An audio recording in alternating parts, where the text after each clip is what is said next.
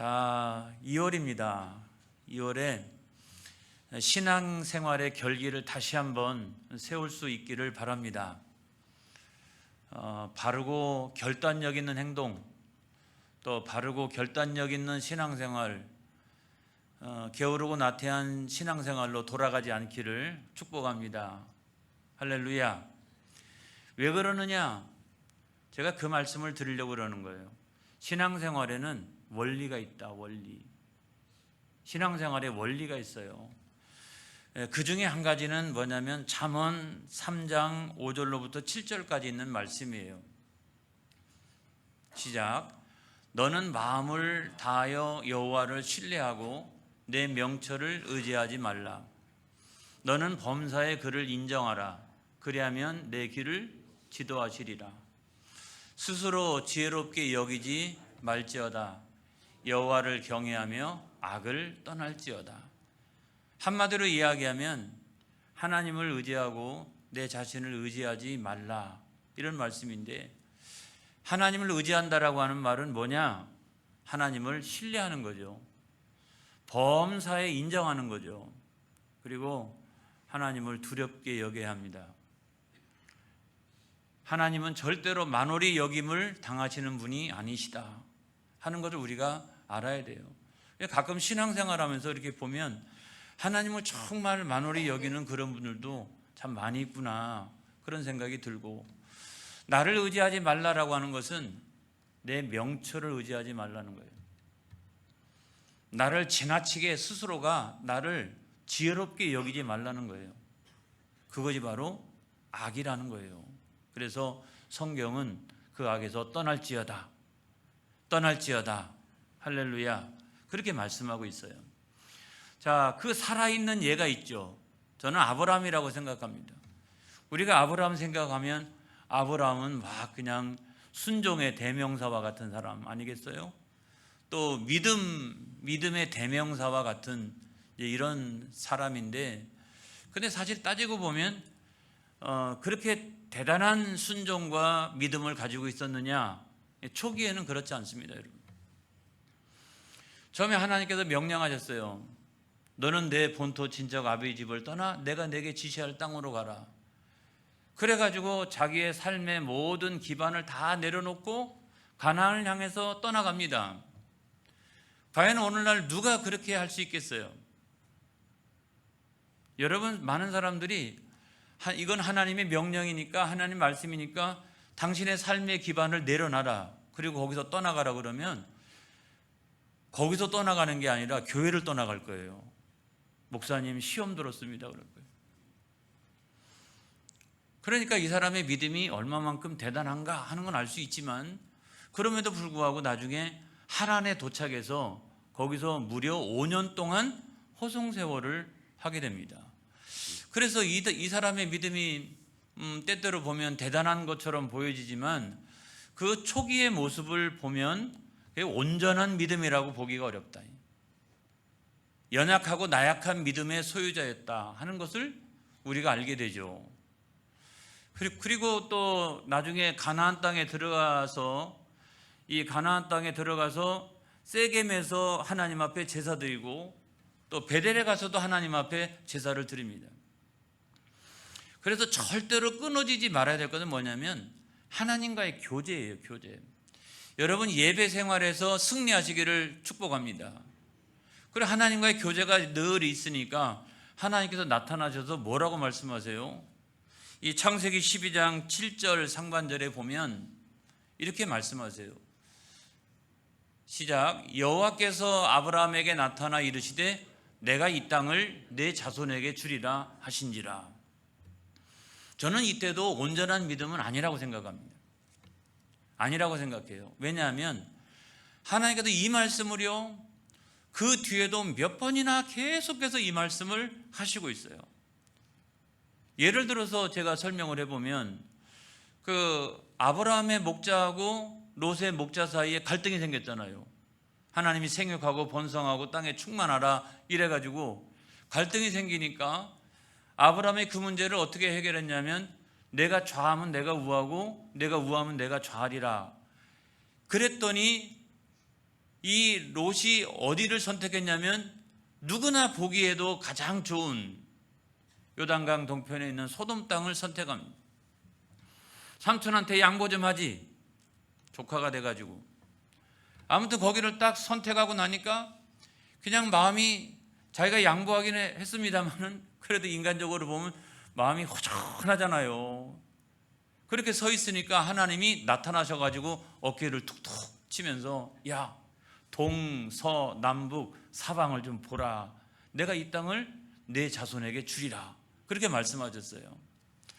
나중에요, 롯이 그 북방에 가나안 이 4개 연합군 거기에 체포가 돼가지고 붙들려가지고 막 끌려갔을 때 아브라함이 구출해 옵니다.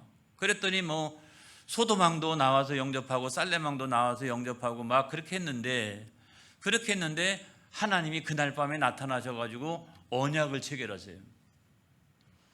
야, 내가 이 땅을 내게 주리라. 또 말씀하세요. 하면 아멘 할렐루야. 그러면 되지. 아브라함이 뭐라고 이야기하냐면 증표를 보여주세요. 증표 달래요. 증표. 그래서 하나님께서 어떻게 하십니까? 야, 내가 제사를 드리는데 그 3년 된 암소, 3년 된 또 암염소, 그리고 3년 된 순양, 그리고 비둘기를 가지고 그거를 쪼개어서 내 앞에 놓으라고 그럽니다. 그리고 물론 하나님의 영광이 그 사이를 지나가죠. 나중에 이것이 오랜 동안에 어떤 계약을 체결할 때 이런 형식을 계속적으로 이렇게 취하는 것을 우리가 보게 됩니다. 여러분, 그의 약속 가운데는 뭐가 있냐면 이런 거 있어요. 이 약속을 지키지 아니하면 이와 같이 될 것이다 하는 거예요. 쪼개지게 될 것이라는 거예요. 여러분, 하나님이 인간을 상대로 해가지고 이렇게 증표를 보여주셔야 되겠어요? 아니잖아요. 그렇게 생각해 보면 이때까지의 그 아브라함의 믿음이라고 하는 것은 온전한 믿음은 아니다. 나약한 믿음이다. 온전한 순종은 아니다. 연약한 순종이다. 그런 생각이 들어요. 저는 이것을 보면서 지난 부흥회 때가 생각이 납니다. 우리는 다 공사 중 맞잖아요. 우리는 다 공사 중이에요. 우리는 견인 중. 하나님께서 나를 견인해 가지 아니하시면 도무지 여러분 구원의 단계에 이를 수가 없어요. 그 영화의 단계에 이를 수가 없어요. 그래서 오직 하나님의 은혜로 우리가 구원을 받는 것이다. 이 사실을 믿으시기를 바랍니다. 그래서 신앙의 단계도 여러 단계가 있는데 발목 단계가 있고 발목 신앙이 있고 무릎 신앙이 있고 허리 신앙이 있고 나중에는 사람들이 이 헤엄치지 아니하면 건너갈 수 없는 큰 강을 이룬다라고 하면 그거는 은혜 신앙이라고 생각합니다. 근데 신앙생활을 오래 해도 발목만 은혜 받았어요. 발목은 은혜 받아가지고 주일 되면 교회에 와요. 이렇게 늘 신앙생활하고. 근데 문제는 뭐냐면 그 신앙이 단계가 무릎의 단계로 할렐루야, 허리의 단계로 할렐루야, 그리고 은혜 신앙의 단계로 성장해 가야 되는데 이 발목 신앙의 단계로 늘 만족해 있으면 제가 위험하다라고 하는 말씀을 드리는 거예요. 이 성화의 높은 단계를 향해서 끊임없이 나아가야 되는데 그렇지 않으면 이것이 매우 위험할 수가 있다라고 하는 말씀을 드리는 거예요. 왜냐하면 때때로 환난을 당할 수가 있습니다. 제가 그래서 신앙생활을 어떻게 해야 된다? 결기 있게 해야 된다. 이렇게 신앙생활에 결기가 있어야 된다. 이런 말씀을 드리는 이유가 여러분 거기에 있어요. 때때로 하나님께서 저와 여러분에게 어떤 환난 또 어려움을 허락하실 때가 있어요. 근데 거기에는 그것이 하나님께로부터 오는 환난이라고 하면 저는 반드시 이유가 있다고 생각합니다. 로마서 5장 3절로 4절에 있는 말씀에 보니까 시작. 다만 이뿐 아니라 우리가 환난 중에도 즐거워하나니 이는 환난은 인내를, 인내는 연단을, 연단은 소망을 이루는 줄 알미로다. 이렇게 말씀하고 있어요. 그래서 하나님께서 때때로 우리들에게 어떤 어려움을 허락하여 주신다라고 하면 여러분 그건 환난이잖아요. 근데 환난 가운데서 뭘 배워야 되느냐? 인내를 배워야 돼요. 그 인내 속에서 내 신앙이 연단을 받게 되는 거예요. 연단을. 그래서 무릎 신앙은 그 허리신앙이 되고 허리신앙은 또 은혜신앙이 되고 그래서 연단을 받게 되는 거예요. 그 소망이 이루어진다라고 하는 말은 뭐예요? 무슨 뭐 우리의 기도의 제목이 뚝 떨어지듯이 그냥 이루어지는 거 이걸 말하는 게 아니라 소망을 이루는 줄 압니다. 그의 신앙이 점점 그렇게 돼서 온전한 신앙으로 할렐루야 그리고 온전한 순종으로 그게 하나님께서 우리들에게 원하시는 소망이라는 거예요. 그래서 때때로 우리들에게 허락해 주시는 것이 뭐냐면 어려움도 허락하실 때가 있고 환난도 허락하실 때가 있어요. 그래서 아브라함이 겪게 됐던 그 환난이라고 하는 것을 오늘 성경에 보면 두 가지로 이렇게 나타나는데 하나는 뭡니까 여러분? 아주 극심한 기근이었잖아요. 이 가나안 땅에 살고 있는데 아니 하나님 약속의 땅에 살고 있는데 무슨 극심한 기근입니까? 신앙생활이 이제 본격적으로 시작을 했는데 극심한 기근이 나에게 찾아오면 어떻게 합니까? 주여 이것이 어찌된 일입니까? 할 때가 많이 있지 않습니까? 그래서 창세기 12장 10절에 있는 말씀에 보면 시작 그 땅에 기근이 들었으므로 아브라함이 애굽에 거류하려고 그리로 내려갔으니 이는 그 땅에 기근이 심하였습니다. 아니 하나님이 약속의 땅에 들어가는데 거기서 기근 만나면 어떡합니까? 그것도 웬만한 기근도 아니고 심한 기근을 만났어요. 어떻게 하나님 이러실 수가 있어요? 어떻게 하나님 이러실 수가 있습니까? 내 인생에 하나님 가라 그래서 갔고 하나님 신앙생활 하라 그래서 신앙생활 했고 그렇게 했는데도 불구하고 나에게 그와 같은 환난을 주시면 안 되잖아요. 근데 그 순간에 무슨 생각이 들어요? 나쁜 생각이 드는 거죠. 그 순간에 불신앙적인 생각이 들어요. 내가 차라리 내 고향 갈대아 우르에 있었더라면 이런 일은 안 겪었을 텐데 그런 생각이 들어요. 갈대아 우르 한번 보겠어요? 얼마나 좋은 곳인지. 저 밑에 점처럼 있는 곳이 갈대아 우르예요. 비옥한 초승달 지대라고 되어져 있잖아요. 티그리스 강, 유프라데스 강이 흘러가요. 거기서 메소포타미아 문명이 이렇게 이루어지고 세계적인 대제국 바벨론이라든지 메데라든지 바사라든지 이런 나라가 다 여기서 생겨난 거잖아요. 저기는요 그냥 있어도 산모작을 해요. 그냥 잘하면 사모작까지 할 수 있어요. 그냥 가만히 있어도 먹고 살아가는 데는 전혀 지장이 없는데 하나님 약속의 땅에 딱 왔더니 입에 풀칠하기도 어렵다. 이게 말이나 됩니까 이게? 그러니까 자꾸 내 안에서 무슨 생각이 들어요? 불신앙적인 생각이 들죠. 이거 괜히 나왔나? 이거 괜히 신앙생활 했나? 괜히 독천교회 나갔나? 뭐 이런 생각들이 이제 자꾸 불신앙적인 생각이에요. 그건 다. 그러니까 불신앙적인 생각이 들으니까 인간적인 생각이 자꾸 이렇게 인간적인 생각이. 그 다음에 인본주의적인 해결책을 자꾸 찾기 시작을 합니다. 그래서 눈을 들어가지고 주변을 살펴보니까 다시 원래의 땅으로 돌아갈 수는 없고 주변을 살펴보니까 거기가 비슷한 곳이 한 곳 가까운 곳에 있더라고요. 거기 어디냐면 애굽이잖아요. 애굽도요 에티오피아에서 나일강이 쫙 흘러가지고 사막의 주변 지대를 막 적시면서 내려오다가 지중해로 딱 들어갈 때는 삼각주가 형성이 되어가지고 거기도요 채소 산모작을 하는 곳이에요. 채소가 얼마나 많은지 알 수가 없고요. 곡식들이 거기서 얼마나 많이 생산되는지 알 수가 없어요. 거기서 나오는 것만 가지고도 먹고 살아나가는데 지장이 없어요. 그러니까 거기를 딱 바라보니까 인간적인 생각이 이끌려가지고 인본주의적인 해결 방식을 딱 찾아서 거기를 찾아가는 거죠. 여러분 사람들은 누구나 다 그렇게 되어져 있다는 거예요. 그래서 성경에 보면 이 애굽에 내려간 것을 뭐라고 표현하냐면 내려갔다라고 표현합니다. 아니 올라갔다라고 표현할 수도 있고 이런데 내려갔다 이렇게 표현을 해요. 내려갔다. 내려간 거예요. 인간적인 생각하다가 인본주의적인 방법을 선택하다가 내려간 거예요. 자, 지금까지 신앙이 제가 발목신앙이라고 그랬죠. 그러니까 하나님 가라 그러니까 이 가나안 땅까지 왔잖아요. 그 발목신앙은 있으니까 그래도 왔잖아요. 왔는데 거기에 딱 머물러 있으니까 어떤 생각이 들어요? 이게 올라가고 내려가고 올라가도 무릎 신앙이 올라가도 내려가면 뭐가 있어요? 아무것도 없죠. 뭐 발목 신앙 겨우 갖고 있다가 그 발목 신앙조차도 없어지면은 무슨 신앙이 있겠어요? 무슨 신앙이 있겠어요? 그냥 거의 뭐 세상 사람들이나 별로 이게 차별성이 없는 그런 신앙의 단계로 오르락 내리락 오르락 내리락 그렇게 하는 신앙생활하면 절대로 안 된다. 신앙생활에 결기가 있어야 된다. 결기가 있어야 된다. 이런 말씀을 드리는 거예요. 두 번째로는 어떤 환난을 당했느냐? 자기의 가장 소중한 것을 빼앗겼어요. 제가 아내를 빼앗겼다라고 표현하지 않았어요. 이는 내 뼈 중에 뼈요 내 살 중에 살이로다.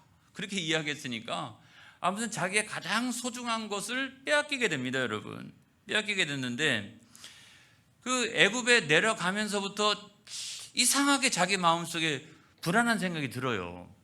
자, 하나님 말씀으로부터 떠나가기 시작하고 하나님께로부터 떠나가기 시작하니까 왠지 모르게 이상한 생각이 들어요. 이렇게 이거 원래 떠나가면 안 되는 거 아닌가? 이런 생각도 들고 약속의 땅을 떠나가면 안 되는 거 아닌가? 이런 생각도 들고 왠지 모르게 그냥 자기도 모르게 불안한 생각이 들어요.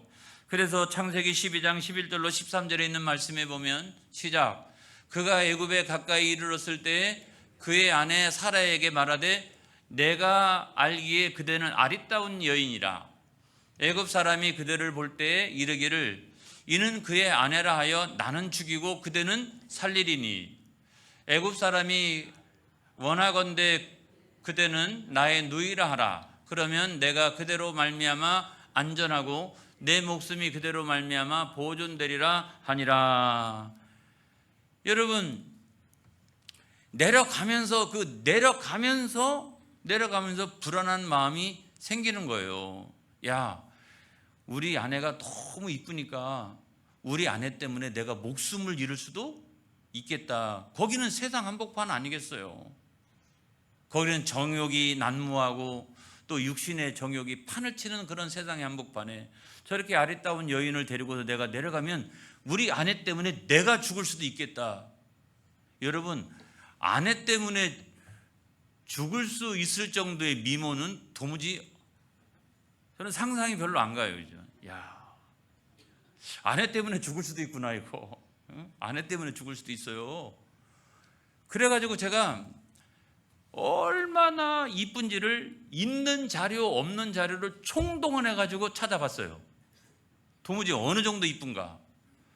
그래가지고 찾아봤는데 여러분 자료 중에 뭐가 나왔냐면 1947년 사해 근처에서 발견된 두루마리에 바로가 사례를 보고서 묘사한 장면이 나왔어요.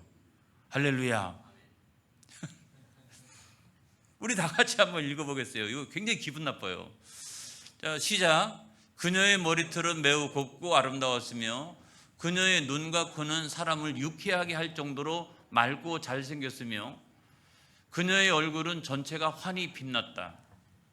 그리고 온통 하얀 그녀의 피부는 얼마나 사랑스럽게 보였는지 모른다.